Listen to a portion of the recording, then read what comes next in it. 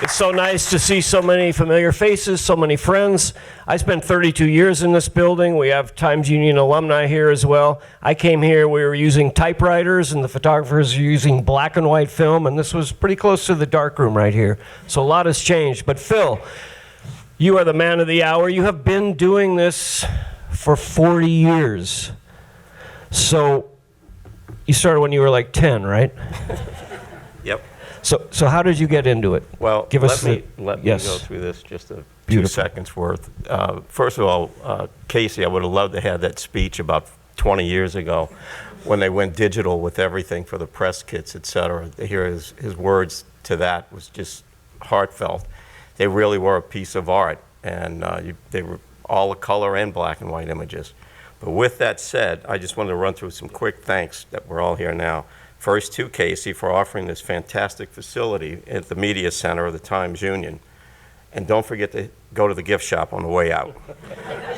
And to my friend Paul Grondahl, who has known me for my existence in Albany, for being a champion of my work through his promotion ideas. His first call was about 6 months ago or 5 months ago, and why we're all here tonight. To Chet and Karen Opalka for their tremendous endowment to the New York Writers Institute for continuing respect to the arts, and not only the writers. And to William Kennedy, of which I guess we await his arrival, for without his vision 40 years ago to establish the Institute and give writers, directors, even photographers an opportunity to share art in all forms. And for delivering my wife to me. It'll be her birthday in 2 days. She's not here, she's in LA. So there you go. And well done. You're going to take my job soon, Phil. But anyway, since you mentioned Kathy Caruso, your wife, how did you two meet? I happen to know the answer, but tell the crowd how you met. Well, initially to set it up was that I did not live here, nor in New York. Was living in LA. And this particular actor, Robert De Niro, had asked me to move to New York, come to work for him. And through him, through Martin Scorsese, I walked in and Kathy was working on a movie called Age of Innocence. And that's where we met. And fade out, fade in, 31, 2 years. I'm sitting here talking to you people.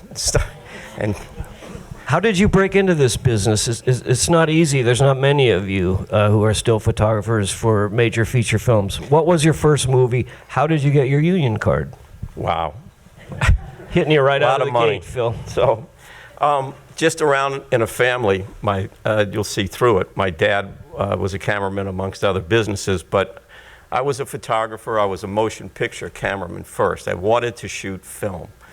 I was shooting 16 and 35 millimeter. He had a lot of still cameras. So 9, 10 years old, everybody's got the Spielberg story, we call it. When you pick up a camera at 10 or 12, and next thing you know, the child is on a path. So still photography, consistently, constantly trying to work. And through that, became introduced to people within the business. The first key connection was through Ron Howard. He started a company called Imagine, and there were years before that for other producers in LA, et cetera. But that was the first major break. And the fact that he started a company, first movie I did for him was Parenthood, right when he established the company. And the last days of the show, he said, listen, I just started this company, I don't know what's going on, but I'd like to have you around. I thought, well, that's it. So the second movie with him was Backdraft. And through that movie, Robert De Niro came in. He was there for 2 weeks, and he said, I want you to move to New York. I said, I don't want to live in New York. And that went on for about a year and a half. And, but he then, I'll segue to these images to get it going. He then said, he called me to do this show, Cape Fear, which was directed by Martin Scorsese. And at the end of that show, they both ganged up on me and said, you got to move now. So LA to New York, walked in, continuing work, met my wife, and it came through.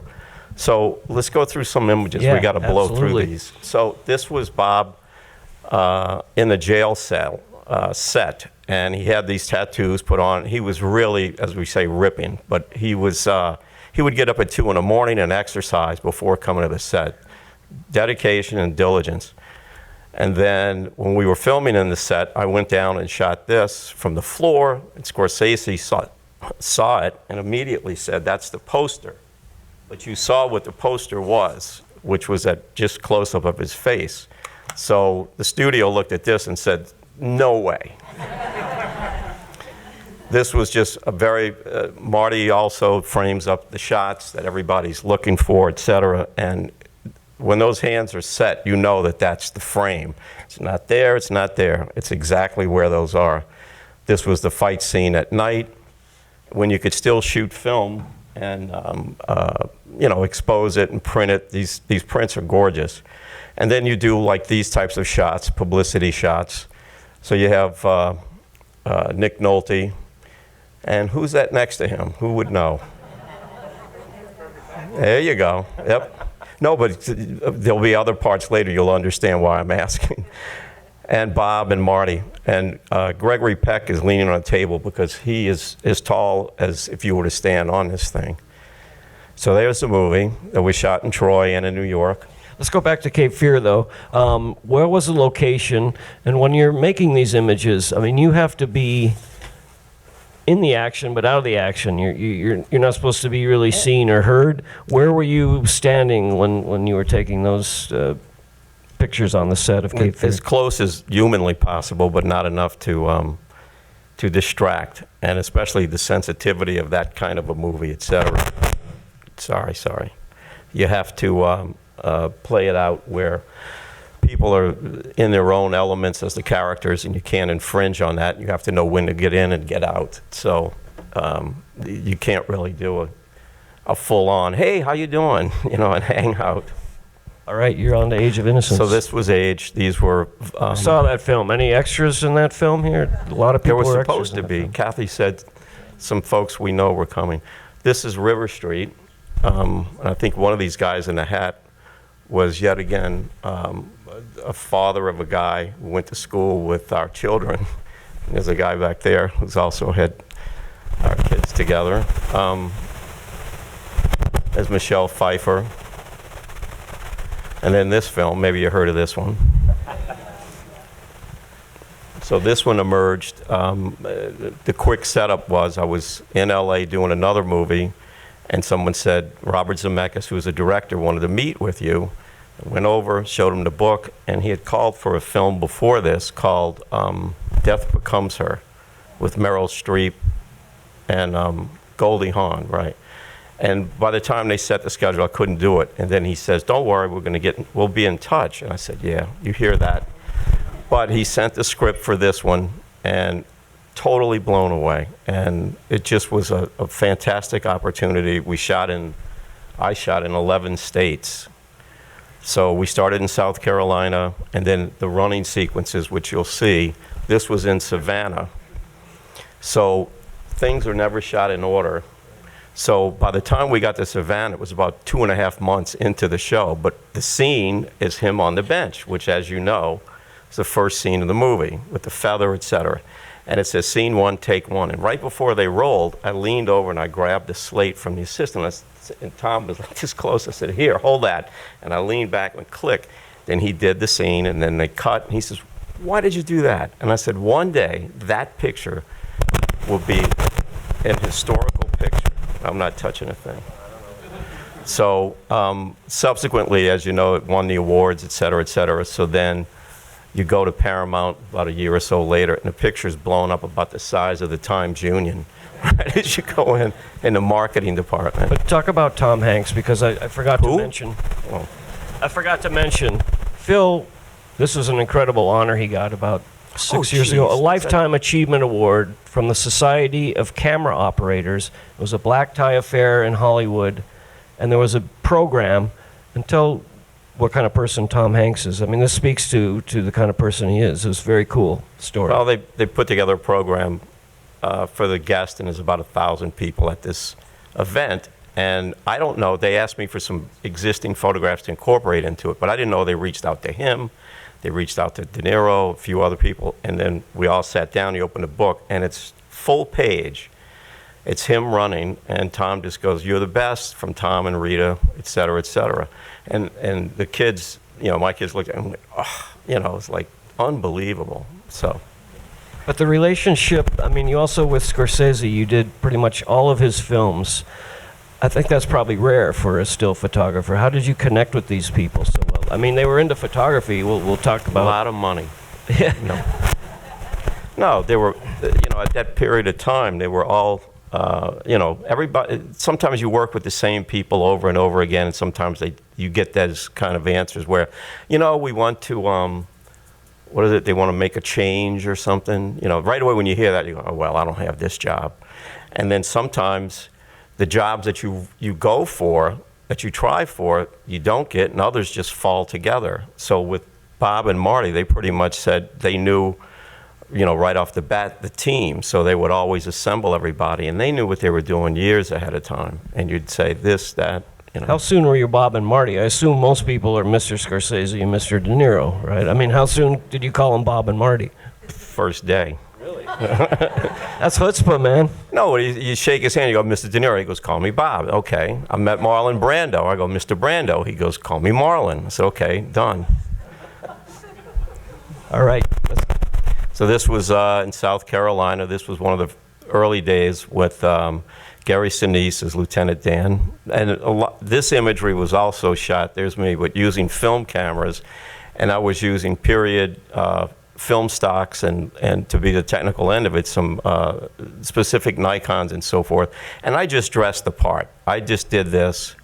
And, this was at the beach scene, and we all got a kick out of it. But this is the scene when he's rescuing Bubba. And that's me on a box under the crane. The helicopter's coming in. This was on the first take, and actually the key grip took this picture and sent it to me. This guy kneeling down is called a dolly grip. That helicopter, if you look at the perspective on it, he came in, and he was saying it's called flaring.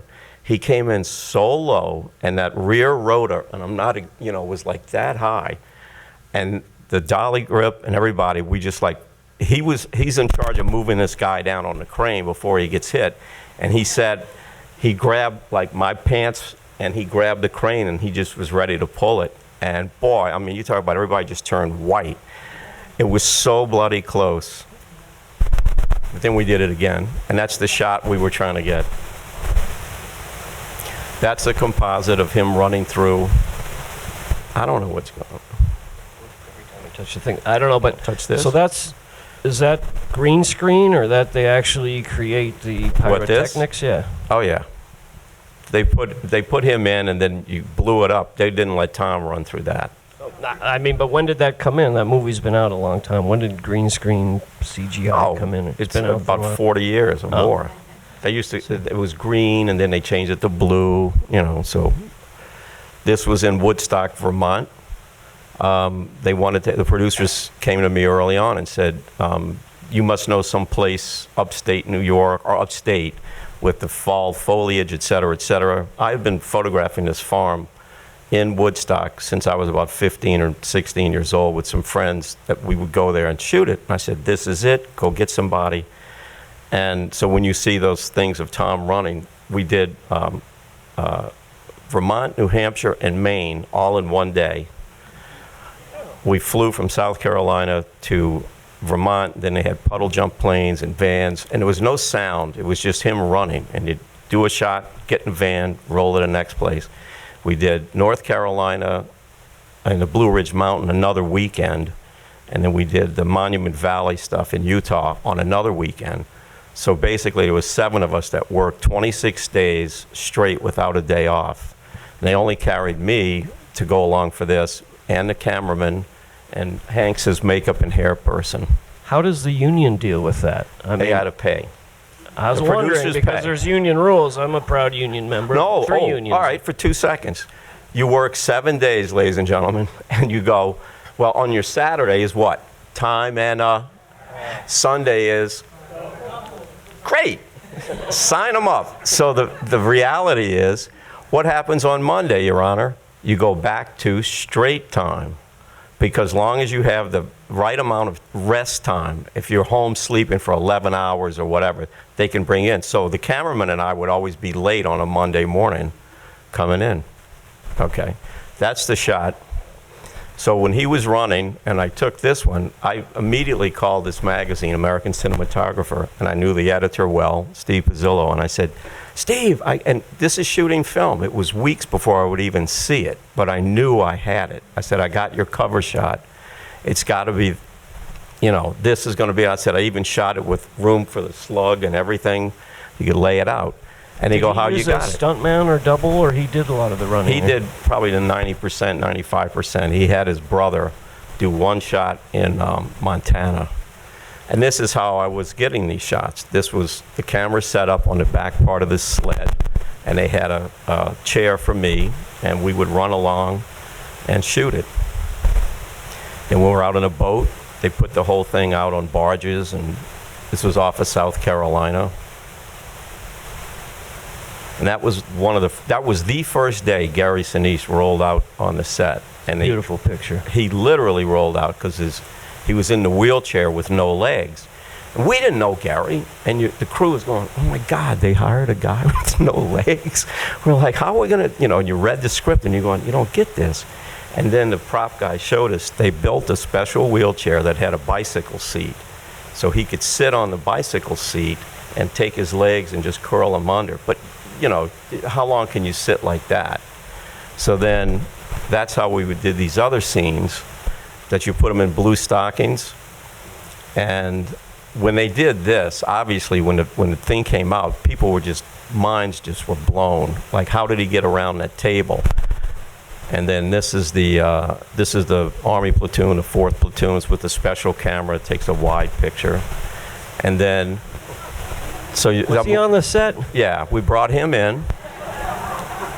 But in order... Did he get time and a half, Phil? No. Very good. But they had a guy that they cast in a lot of these scenes that when Tom is playing to not Dick Cavett, but to John Lennon and other people. I'm just familiarizing, I hope, you guys with the show, with the movie. But they had a guy dressed, you know, as Kennedy, and he was going to come in, et cetera, et cetera. And he was this young actor. He was so happy, you know, and you just wanted to tell him, dude, you're not in the show. You're not in the movie. You're just going to be here. So this is how they did it. So they took the footage of Kennedy moving his hand. They isolated him. Then they put Tom on this blue screen. See, it's not green now. And if you can see the 2 white marks. You want me to take it? Yeah.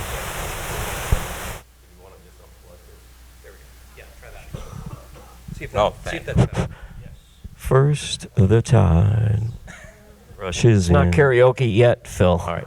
So he had those 2 white marks on the blue thing. You could turn the volume. And then he would just move his hand, and they would have to get him in sync to Kennedy doing it. It was, and it just was amazing, because then when they could put it together on a computer right on the set, and I remember the sound guy was standing next to me, and his head just exploded, because no one had seen that. So now we're back to Scorsese. Let's talk about this film. We got to go through these quick, because you got a lot of White House. We're going to get to a lot of White House plumbers and He's looking at the Megalopolis. Yeah, I'm watching the time. Oy vey. Yeah. So tell us about this film. All right. This was Bob and Marty again. Yeah, 94. Pesci, Sharon Stone, and she did a great job. She was nominated for an Academy Award from this film, but she knew it was what they call these kind of movies, the all-boys club. If you understand that, please don't send me any HR notices. But she held her own. She really did. I was very impressed. And these kind of, when you're asking about how do you know to get in and get out, Marty has an open door, at least he did with me, to do these kind of moments. These are them having conferences and talking, et cetera. This meant a lot, that you could get in and get this kind of image. And these are pretty iconic. The 3 of them in the bottom frame, it's Pesci, Marty, and Bob walking, and the desert scene when they go out. And this was part of my training, that you get them coming back to what's called the first position. If you shoot an actor and he goes from there to there, he has to come back. So sometimes if they shoot the person walking away from camera, you wait until he comes back. This was golden, because Marty went over to talk to them, and he turned around. This is a real funny one. For 2 seconds of this one. So this is a real safe in Vegas. We go in, and I'm in the, you can see how tight it is in the corner. I am in the corner, and I have this special wide camera that the lens physically moves 170 degrees like this. So we were doing this scene, and they have the money boxes, and they are cramming money into the box, okay? And then they close it and they stick it in. These are real safety deposit boxes, but we had a couple of them to play with. So they cram it in and they do that. So the first take, they shoved it in, and those two guys all the way on the right are the prop guys. They can't get the box out because they crammed it too much. So we had to go run and get 2 more boxes, and then they build up a false bottom and put some money on the top. And to me, it was hysterically funny because I was going, Dennis, the tall guy, I said, how's it going? And he was sweating. He goes, I don't think we're going to get this out. We might have to go to another box.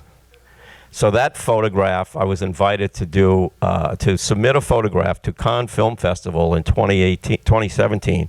And so this print that you just saw was hanging amongst these others at a filmmaker's dinner, the Cannes Film Festival. And we attended and had dinner and showed the pictures around. This was also out in the desert, again with the hands. What was the location? It's an unknown location. It's where they bury the bodies. No, but where did you shoot it? Vegas. Okay, I didn't know if it was all Vegas. I'll give you the address. Sorry. I can't keep up with you, man. You're on fire tonight, Phil. I know. So this was on the floor of the Riviera Hotel. I think they even demolished the Riviera. I haven't been to Vegas since this time. But Marty on the camera. Whenever that opportunity exists, when it did exist with film cameras, now they sit in a room like there with monitors and stuff. But whenever, he was always wanting to jump on a camera and look through the lens because there is some, feeling that you get with it. This was, I would hope that some of you saw enough of the movie to understand this was her death scene, and she walks down a hallway. And she walks about from here to that wall over there. And she got to the end, hit the floor, and she didn't move. And Marty goes, I'm sitting back here with him, like we're waiting to see what was going to happen. And he goes, what do we do? And I said, call cut. And he calls cut. And then she doesn't move. And we're like, uh-oh, what's going on? So I said, go down and go see what she wants. So he's walking down, no one else, the crew's back here. And I have a feeling I know what he's going to do. He's going to kneel down. And I had the camera, and as he knelt down, I did one shot. I went, boom, that's it. I said, I don't need any more. The studio, Universal looked at it, and they flipped out because you can see his eyebrows in the silhouette. Again, hands cropping. This was like rehearsal time. And then this was a rehearsal, and somebody in the crew took me because I was short enough to get under the lens.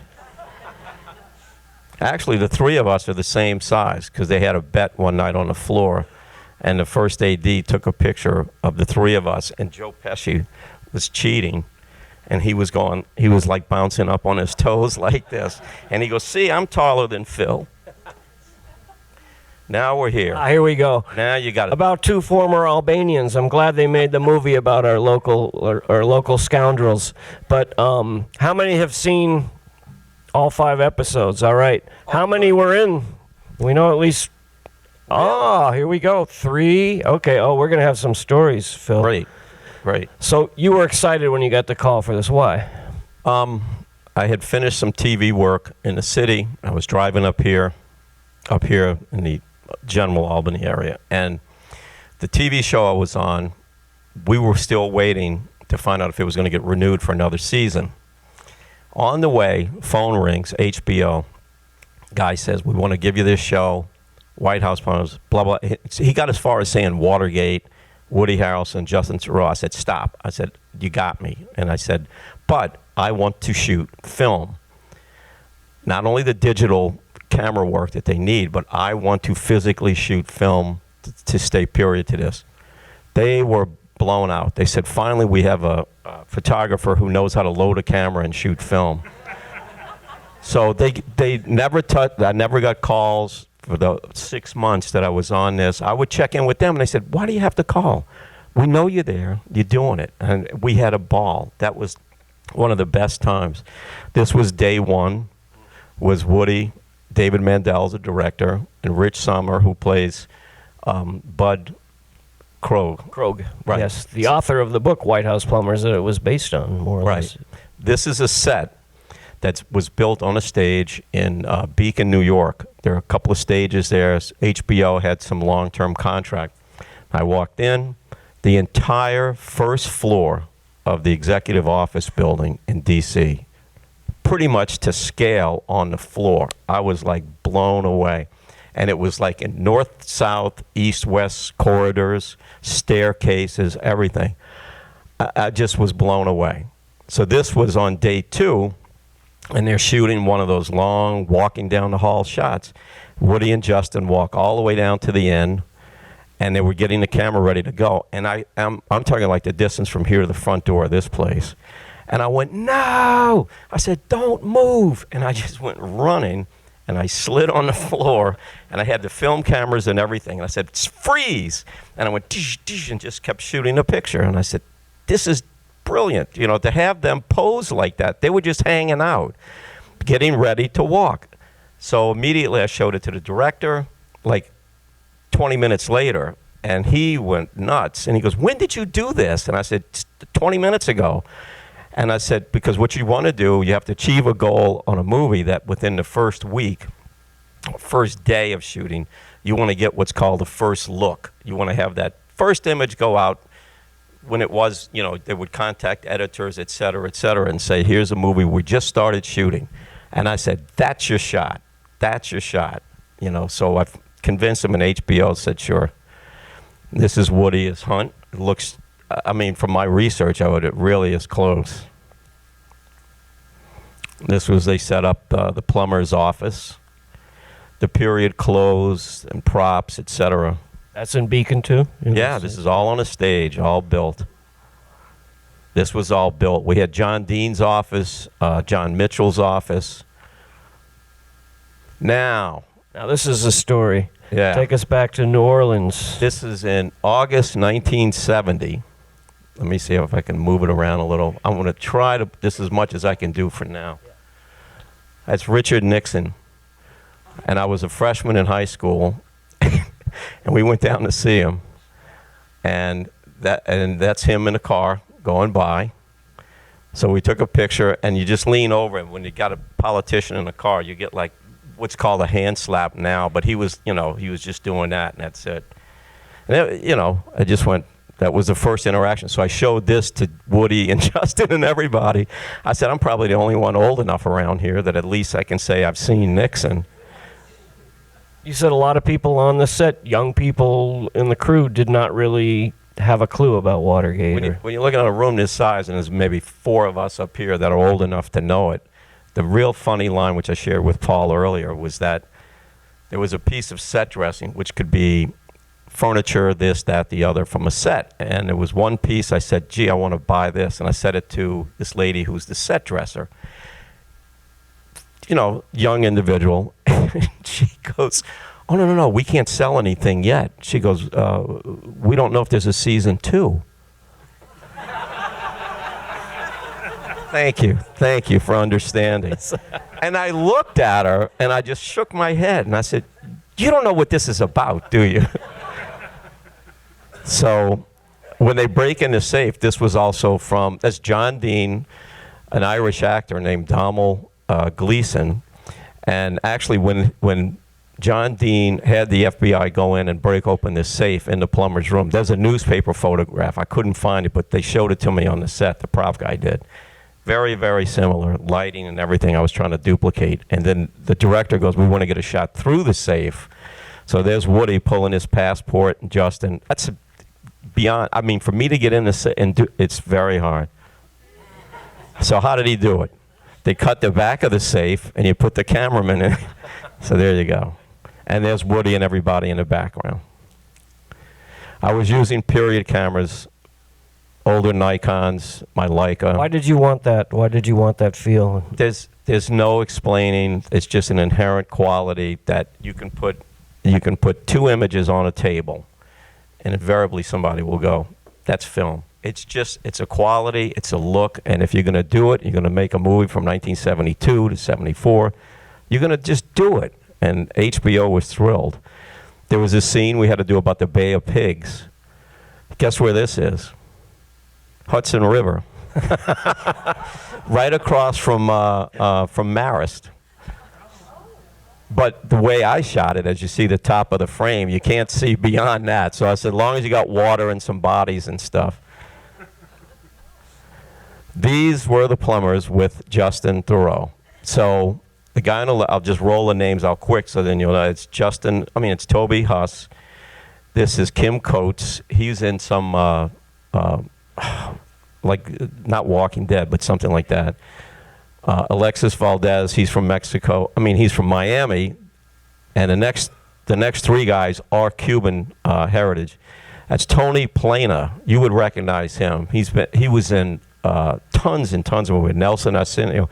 He also is in a ton of stuff. Justin Theroux and Yul Vasquez. That he's another actor. I've worked with him probably 15 or more years ago.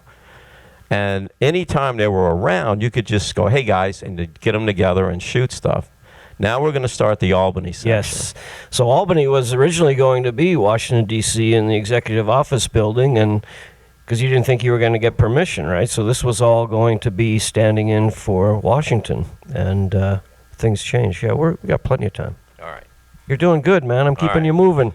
A picture is worth 1,000 words, so keep it to 10. Right. That's what he told me like a couple of months ago. Anyway, this was got a lot of good feedback from the producers, etc.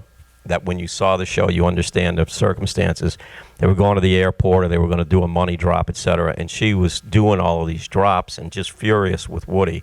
And she only turned and looked at him just that 1 second. But I was on with Albany PD. Help me. Steve Smith. Steve Smith and I were standing there, the side of the Capitol, and he had a 600 millimeter. He let me use it. I said, let me see this. So where's that? It's a great shot. I thought so. That should be a Chamber of Commerce, man. Take it. So we've got the best political scoundrels anywhere in the world. We got the best prisoners. So the difference you'll see later for the front of the executive office, I think it's G Street that it's on. The apron, the sidewalk that you have in Albany in front of the Department of Ed building. Look how wide that is, which was a pleasure, to be on. However, Your Honor, the issue was presented that we worked our tails off shooting all of this walking stuff in the Capitol and all of this, hot as dickens. And by the time we got to D.C., they said, okay, now we're going to reshoot all of that we did in Albany. And I went, what? And it's because the windows in the Capitol, you see how they're curved at the top? Well, the real executive office building, they're straight frames. Okay, so then you go, okay, A, how many people care? Here's a good poll. Or the guy standing next to me was a visual effects guy, meaning he's in charge of losing the top of the tower or something like that out. He said it was going to cost way too much to go in and fix every one of those windows. And I said, wow, it must be a pretty good tab. Then in the upper right corner, you can see this black device. That's the matte box of the camera. And I'll show you the device that they used a little later on how they did this whole walking shot. This was them trying to cool off. Another, I wanted to make sure we had the shadows in that shot. It looked really good. Then this is Toby Huss, who plays Jim McCord. I don't know if you knew the history of all. McCord was security for Martha Mitchell, and he fired her, and then John Mitchell just took him in. I know this like a history class, and I was trying to tell them about it. So, with that said, this is when he goes back in and talks to Sirica and tries to make a deal just for him so he can get out. How are you getting that lighting? Are you using just what's available? Are you bouncing it with an umbrella or something? No, this was with a flash. So I was in the midst of this whole tribe that everybody was in there trying to do it, and it felt so good because I said these were just like the days. And I remember, And now, the fact that Paul asked, are you in this? Are you guys in any of this? You are. Well, you're not in that shot, are you? That's you on the right? Okay. Oh. God bless you. Stand up. God bless you. Here we go. Right there. Yeah. Woo. I remember you. But in thanks to you of the background artists, we don't call them extras. Don't do that. Because I'm in SAG as well. I've been in SAG for 25 years. But these are the shots from a still person, as well as the movie, if I have to be selfish from my stuff. These are the moments when their work is nowhere near as much money as they're being paid. Because really, every person, that's what I love about this. You look at these guys, and I'm going to show you an historical picture later with Gordon Liddy. But everyone is involved. They're trained to look, this is what's going to happen. And they all have faces, and they're all doing their business. Huh? Hey, there you are again. She's going to want residuals from you, Phil. Yeah, but I mean, even the guy, what's your name so I don't say? Maria, look. You're intent. You're looking at him in the eye. The guy behind you with the camera, he could have blown it. He could have, he filled in that little dead spot. And you know how fast we did this. It was like that, right?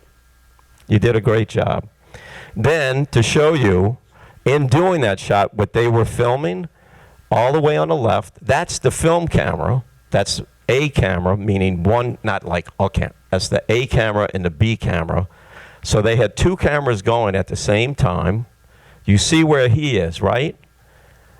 And Daddy's got to get in there and get my shots, too. So this is the well of the Legislative Office Building, the LOB. That's Kim Coates and Justin. I got to ask, were you cracking up? Were these guys as funny? They had such great chemistry. I'm laughing. Oh, with Justin and Woody. They're very funny, right? Yeah, sorry. I said it would be like a road show. And I told them about halfway through. I said, if you guys take this on the road, I have to see this. So this was a rehearsal. We all came inside. It was actually such a relief because it was so hot outside. This is right outside of... the side of not the egg, you'll see it's the egg, but we set up a fake telephone booth for this phone call right there. Oh, that is the egg, and behind it, yeah. There's a great little alley. It looks beautiful. It's probably, photographically, it was just great. And this one is in the courthouse? Yeah, the Albany County Courthouse, right? Yeah. Yeah.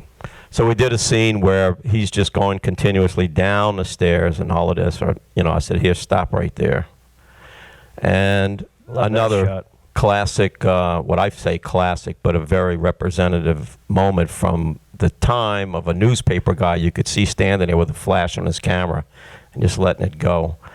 Also part of my job is to, if you see little moments, and I pitch them for what's called teaser moments and try to take something and just throw in White House Plumbers.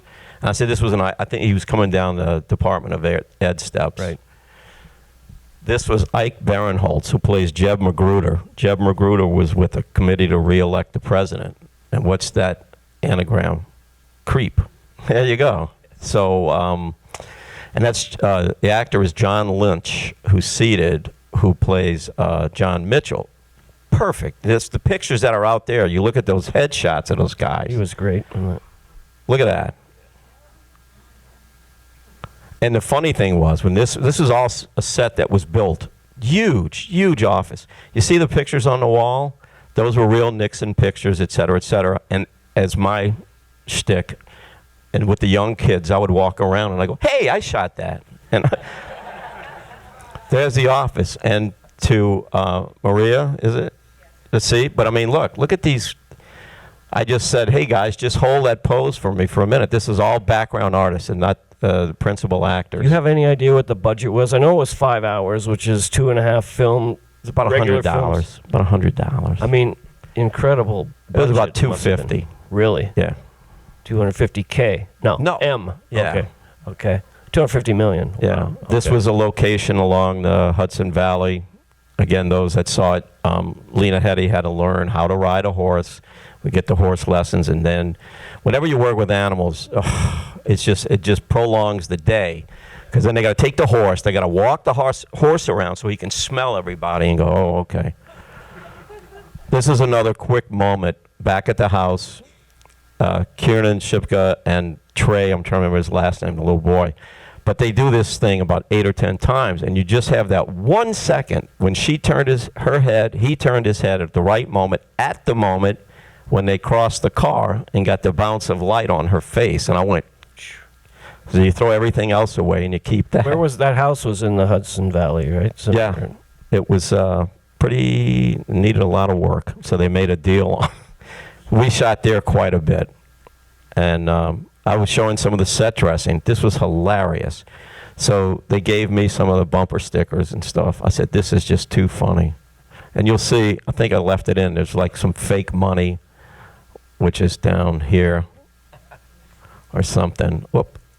And this, I wanted to show some of the costuming. These two guys, you know, and the ladies, Judy Greer and Lena. This was at the country club scene somewhere in Westchester. And they put Justin in that turtleneck. I was like, what are you thinking? You should have resisted. And I like this one. These are as we used to say, the plumbers, but the Cubans, they got lumped as that. But I know when I looked at this, when we were setting it up and so forth, I told somebody, one of the young people, I said, you know, I had every one of those ties in high school. I did too. Yeah, and these, you know. This was one night when they were going to break in, and this was a recreation of a real moment that Frank Sturgis, who was the bigger guy, had to hold Gordon Liddy just so he could go up and shoot a light bulb out. And you go, you're that bad of a, you know, what is that going to do for you? Talk about David Mandel, the director, because you've worked with so many great directors. You said he was really good, and the set was really friendly. And I had an exchange with him. I asked him, so who really killed JFK? And he wrote back, Frank Sturgis, question mark? I don't know. Not on me. It's not on my watch. But what was he like?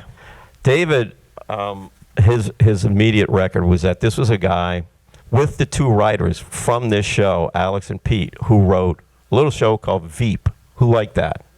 I love political shows like that with a comedy twist. But he also did Curb Your Enthusiasm.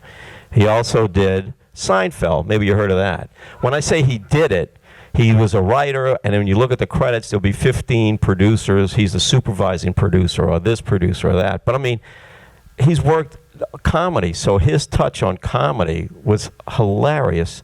And it flowed that way. Everybody would listen to him and know what was going on.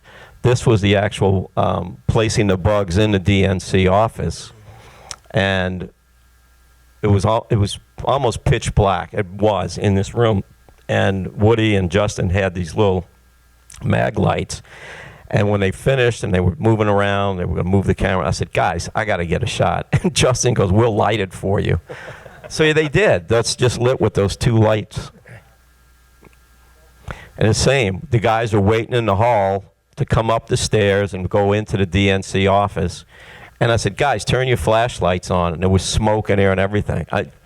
These were just, you know, impressive moments that you get the cooperation, and nobody had pushback. Nobody ever said, no, we're not doing it.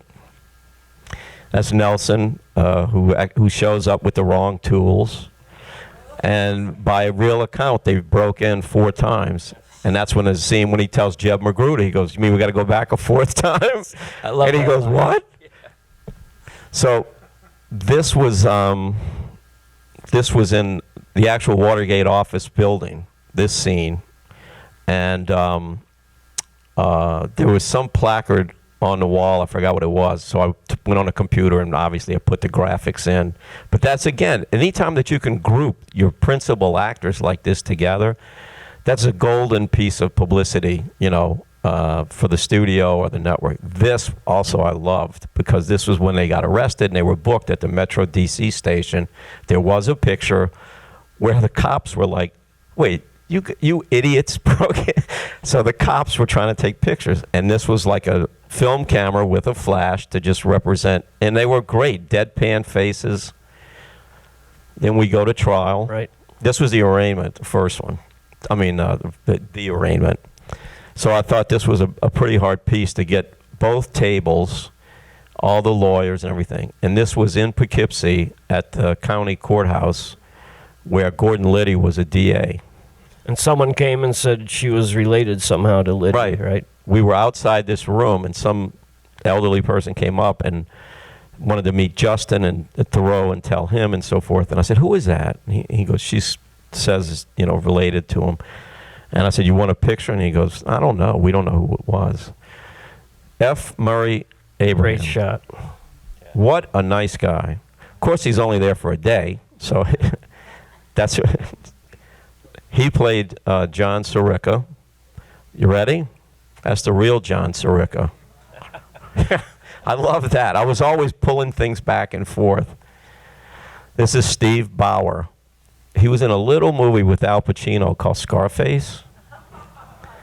And many, he was in Breaking Bad, and he was in a bunch of stuff. Another one, total fun, excitement. These are those moments you got to get them all at the same time. Got to be right there. So we are looking at the time. We got Q&A. Do we want to finish Plumbers and then break, or and then get some questions? Rolling. I mean, you know what this? Oh, all right. You got to tell this story. All right. So this is the building on the right is the executive office building. Square windows. Directly left, West Wing, White House. This was part of the reason we got clearance now to get up on a roof and shoot, no sound, and the Secret Service only allowed 10 people on this roof. There's 10 guys in the picture. I'm number 11. So they said at the bottom, you can't go up, you can't. I said, listen, I'm going up, because this is it's a historical moment. Nothing had ever been photographed from that roof. So I said, I got to go up and do it. So, and you can see the guys on the right, we only had 20 minutes to get the shot. This team of people on the left talking to Woody, they're the reasons that Albany was cut. This is the Secret Service detail. This is a mall area in front of the EOB. Amy's nodding her head. And the side street was G Street or something.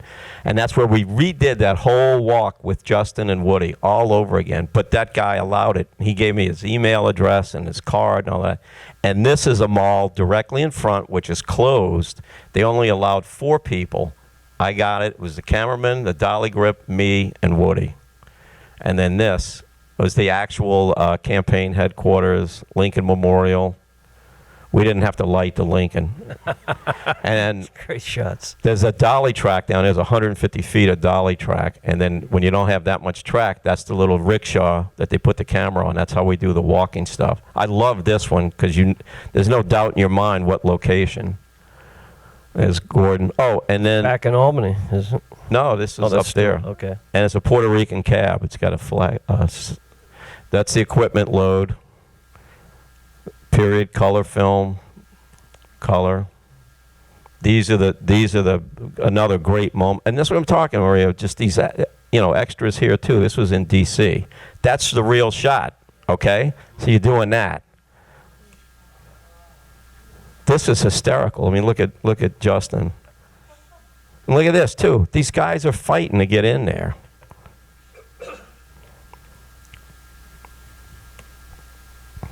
Again, you want to frame it where you can see the Capitol, so there's no doubt where that is. Judy Greer. This is when they lined up in front of 2600 Virginia. This is when they're going to go break into the DNC. They got 10. So then, this shot was cut out because they go on the roof after everything was over, and they would just... There's a scene in episode 1 where they're all standing. This is on the Kennedy Center.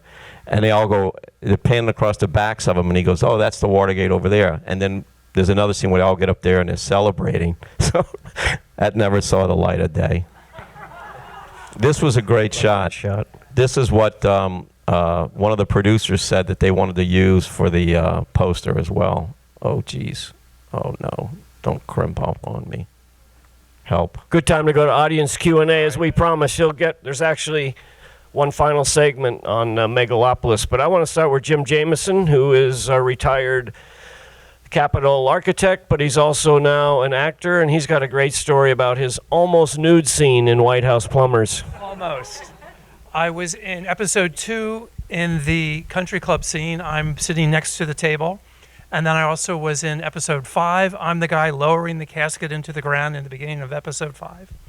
So I go down to Newburgh to do the wardrobe for the funeral scene, and they said, oh, you're the guy with the tattoo, right? Because when you sign up with the casting agency and all these requests, you do a headshot. My entire back is tattooed with the world map. I said, yes, I'm the guy with the tattoo. And she said, and you agreed to do the prison scene, right? I said, yes. And you agreed to do the nude scene, right? I said, yes. And then they said, if we film you from the back, it's $1,800 per day. If we film you from the front, it's $2,100.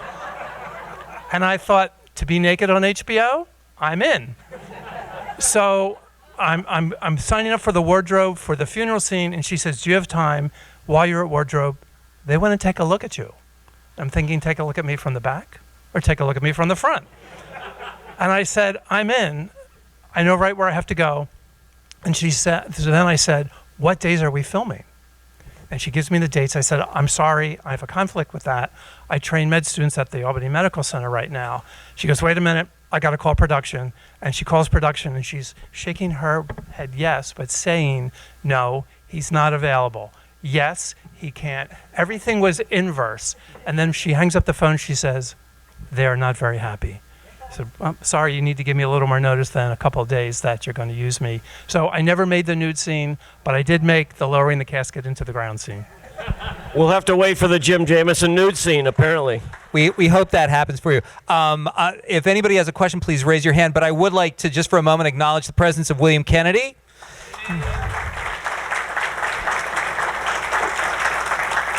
Most of you, of course, will know Bill as a veteran Times Union journalist. You might not know this. He has also written several novels and is also a screenwriter. So great to have you back in close to the newsroom. And the father-in-law of our guest of honor. Yeah. Who has a question? Alice. Yeah. I'm really curious about the first scene of Tom Hanks and Forrest Gump. You indicated that you thought it was going to be really historic and famous. How did you know that? Wow. Metaphysics, but sometimes you have an inner feeling about something after doing it repetitively. Sometimes you're just continuously doing the same thing, and it's just from work and knowing and reading people and understanding what are moments, the way you're sitting there, like right there, you make a note, and you go, things will happen. But at that point, we had already been shooting a couple of months, and Tom, would do what I asked him to do too. But he's a fun guy. And then when our wife and I's daughter was born, Tom called me the first week and spoke to my wife and I and said, congratulate. And I was like crying. I said, what a nice guy. And then he goes, oh, and by the way, I'm going to be directing my first movie, and you're going to be there with your wife and with the baby. It's called That Thing You Do.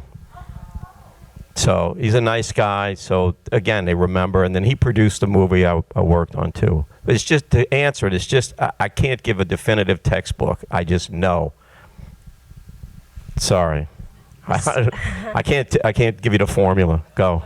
So building on that, I want to ask you, what part does an art director play? Does an art director come to you and say, frame this and do this, and then give you a menu?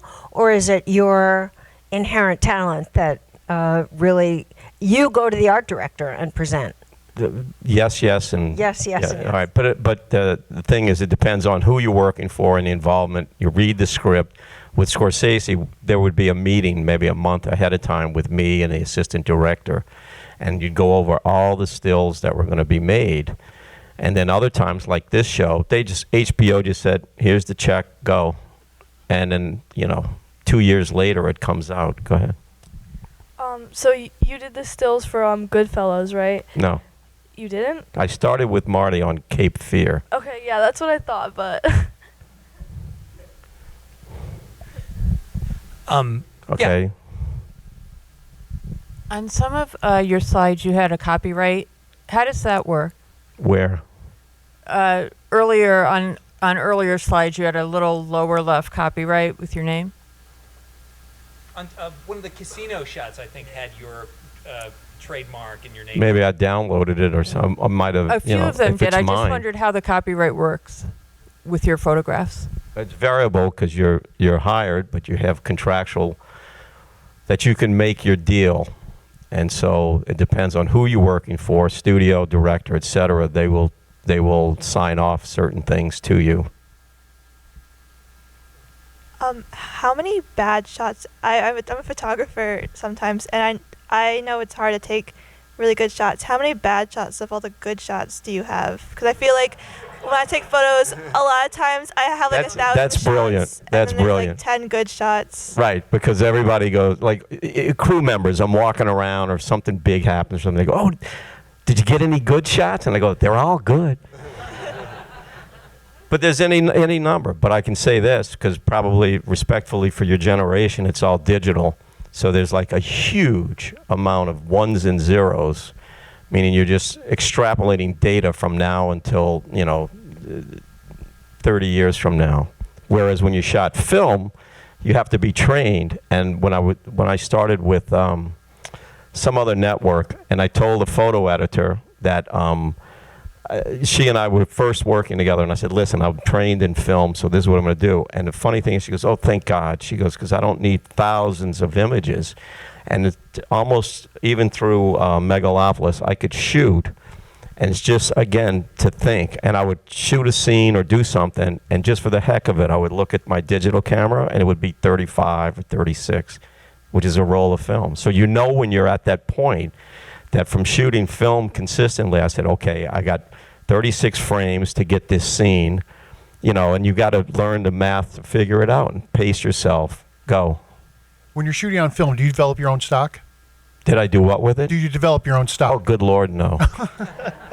I mean, right. If you read the article, I shot 150 rolls of film. Hasselblad, 35 millimeter, wide lux, all these different formats, and every Sunday night, they would get dropped at McGreevy's on the night drop, and then process it and send me the link. And by Wednesday, Thursday, I could show the crew, look, in the cast.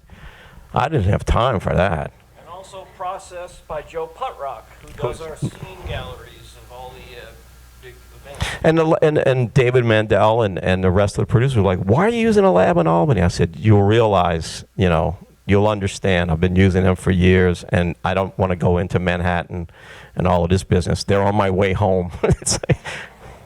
So, what else? I got handed the mic. Is it on? Because I can't hear it. Thank you. So you answered the question in your last phrasing because you had mentioned that panoramic view that spread across, and I said, gee, I wonder if he used a wide lux. Of course. And there you go. And I have two of those that go. I still have one that works. I'll take it. What? You got a deal. We'll make a deal. What film would your preference be with that kind of imaging? Well, I'll do it very bloody. I don't know why it's not doing this. I was going to go to the end because I purposely printed stuff. I think it's locked.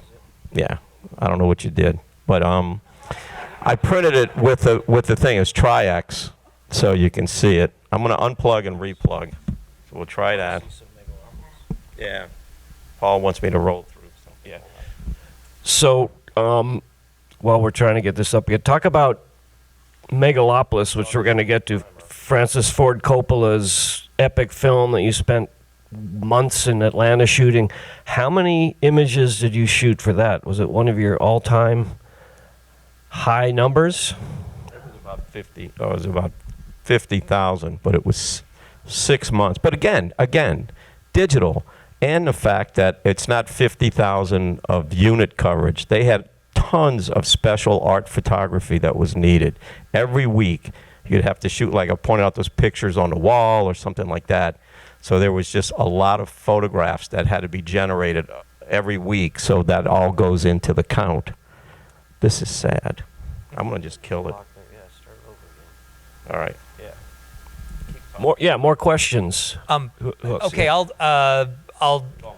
No, not at all. I've got a question, which is, we're doing fine. Don't worry about it. But you have made a career in this business. You know what a good set photographer does.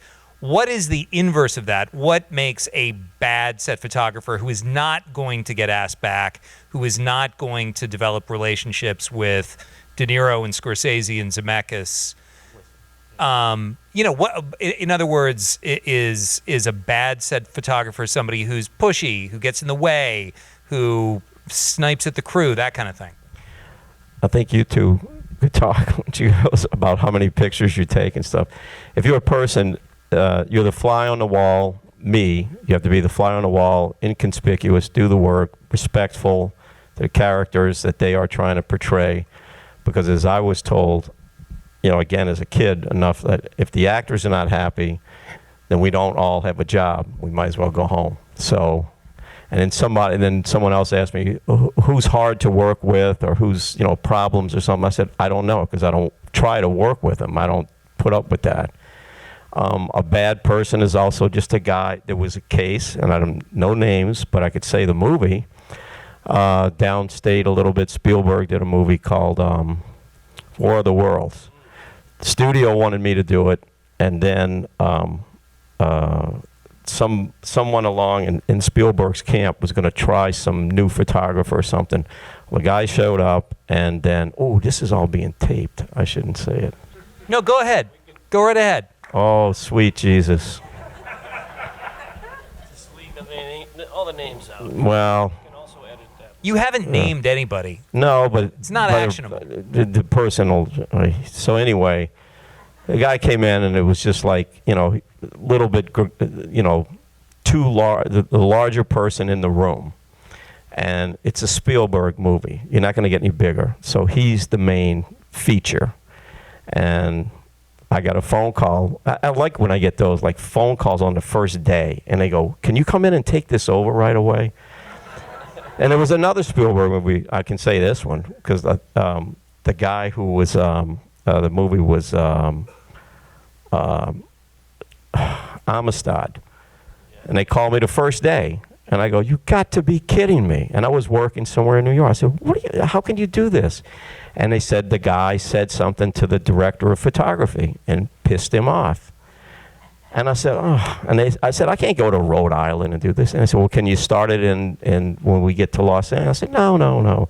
You always want to know what's going on, because you don't want their problems. You don't want to be part of it. We're back. Yeah, so that was the idea when you said what to take. Ma'am, this shot was them sitting, Sorry. Oh, I ignorant. So do we want to jump to make Okay. Yeah, I'm trying. Soon as this thing, when it kicks on again. So, you're saying what's going to happen? These two guys were just resting at about 2 a.m. inside the real Watergate. And I said, that's a great shot. I said, don't move. And what happens? Bing, it's a poster. Same shot, okay? That's how you know. This is exiting the Watergate place. They didn't shoot this. I shot it. They shot that. You see the difference? Okay. That's me in the corner. Somebody in the crew took that. This is the real garage that they went in. There's me with the guys. There's it with the gentleman with the wide lux. Where are you? There it is. See? Look, Tri-X. And I like to print it where you see the frame. That's a cropped part of it. That's the real Hunt, and that's Woody. Talk about the photographer who made that. Oh, geez. Now this one, someone asked about the copyright. It says David Hume Kennerly. Does anybody know the name? Probably not. He was a war correspondent, photographer, Vietnam. He comes to home, and he becomes White House press corps, which to me, I knew those guys. And I said, they're the elite of the elite. And he became Gerald Ford's photographer and a few more administrations after that. So when I get involved in this and blah, blah, blah, I did the research. I found his picture, and I found mine, sent it to him. And what did he say? Historical playbook. Nice. Right out of the historical He complimented it. I said, he could have just ignored me. So this was the compliment of the crew. And there's Nixon's resignation letter. There's Francis. So tell briefly this film, Megalopolis. He's been I wanting can't to say make this anything. for a long time. Okay, we can't really talk about it. Can Bill talk Kennedy to say about it? something about He knows about it. But that's him on the set. So I know that these are like semi-public, especially this. This was the last day. We filmed the St. Patrick's Day parade in Atlanta to duplicate a parade that's scripted into this movie. And it took one of the actors to go, how are you going to get rid of all the green? because it's not relative to this. It was me on a ladder, and I wore a coat and tie every day because Francis did. This was supposed to be Broadway projection in New York 100 years from now, or a different time period. And this was on a movie called The Rainmaker 26 years ago with Francis, and I don't know who the other guy. And then there you go. Talk about those jackets. You got some pretty nice jackets there. Oh yeah, those they gave them to the crew in Atlanta. They'll never wear them. They're great winter jackets. That was my dad, about circa 1951. I came to New York. That's Bronx Tale. This is when I got the Lifetime Award. So Vincent, your son named after your father on Right. the left there. Talk about, so now we have 3 generations of Carusos. He's a very talented photographer. He's working for Leica. We're fine. He's Tell us about Vincent. Vincent emerged. He was always, again, picking up a camera young, et cetera, and then he went into another field and then reemerged in the last year as a unbelievable photographer. Goes to L.A., and I said, go to the stores and how to check out people, and we went the rounds, and all of a sudden, within 2 days, he calls my wife and I and says, I got a job at Leica, which, if anybody knows camera equipment, it's like the premier camera equipment forever. My dad had a Leica. That's what started me, and that's what started him. He picked up one of these old ones, so now he's a 3rd generation with the company, and he shoots. He has his own exhibits, and there's a whole bunch of stuff that's going on. He's going to have an exhibit in Pennsylvania somewhere. I've just found out like 2 hours before getting here. And Sarah, all the way on the right, she is a producer for the Russo brothers, which is a company, Zagbo, which does all the Marvel films. And that's Tom Scott, the real tall guy. I asked him to present the award to me, and that's his wife. And she's next to me, and my wife's next to Tom. So there's the shot that Paul was asking Took about. out a full-page ad to thank Phil. That's beautiful. Then I was a political photographer for Ed Harris and John McCain and Sarah Palin. Who played Sarah Palin there? Julianne Moore. And then that's Brando and De Niro's. The only time they were in a movie at the same time in the same camera shot. What was Brando like? He was very, very nice. And this was his last movie. That's Edward Norton. The Backdraft Stories, both of those. I did this, went to Ireland. I come back and marry an Irish girl. And then, who would know any of those faces? This is closing up. Robards and Ava Gardner. Yeah, that makes it, And who knows that? Yeah. I just saw Air. Did you know about this show? I want to see it. Dude, that's the first commercial. I shot it.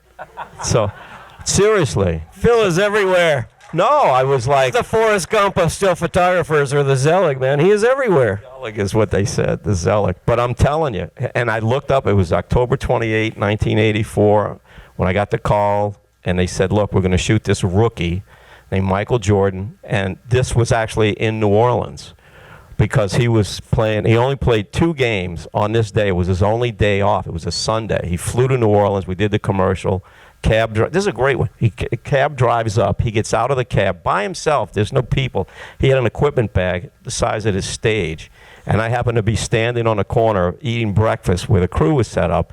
I was the first person. He comes walking up and he goes, hey, man, I'm Michael Jordan. I'm here to shoot a commercial. And everything. I just kept eating my sandwich. I said, yeah. Go check in over there.